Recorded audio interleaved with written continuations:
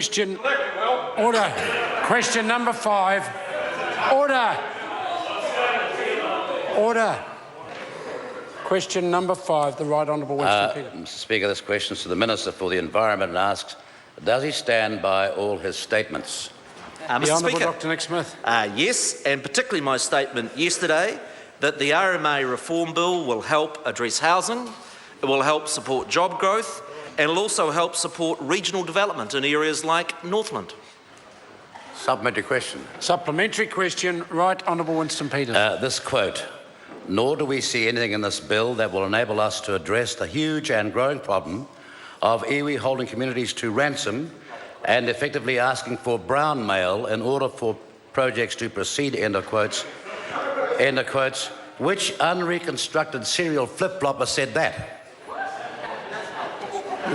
The Honourable Dr Nick Smith. Mr. Speaker, I'm not going to speculate except to say that we do need to ensure that our resource management laws ensures that those who have interest properly participate, and equally so that we get rid of the sort of supermarket circus. That's why we made significant changes to the RMA in 2009 to stop trade competitors. Supplementary question. Supplementary question. Right Honourable Winston Peters. Why did he yesterday mislead the House when he said that RMA legislation... Order. That question, I'll give a member the chance to rephrase it, but you cannot accuse a member of misleading this House. Sorry. Supplementary question. Right Honourable Winston Why Peters. did he yesterday tell the House that RMA legislation was introduced to the House on the 16th of December 2004 when the Hansard record shows the House did not even sit that day? Mr. Speaker. The Honourable Dr Nick Smith. Mr. Speaker, I'm happy to check. What is absolutely correct is that a bill was introduced to the House in December of 2004 that provided for iwi joint management agreements, and the member and his party voted for that bill.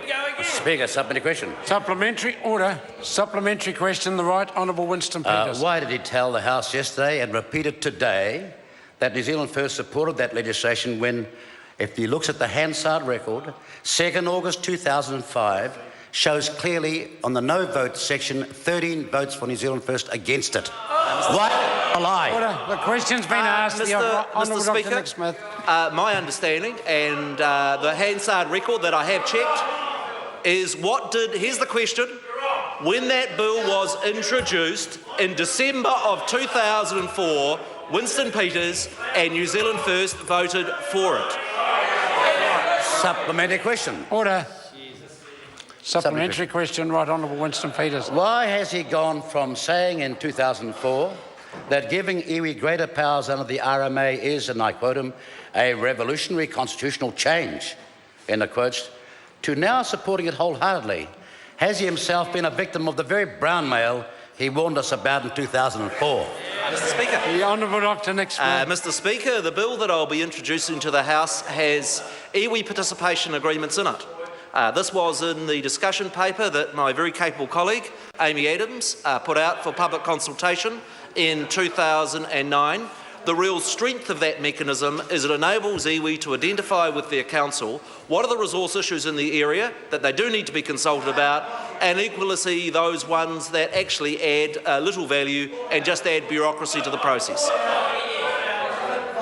Order. Question number 6. Paul Foster-Bell.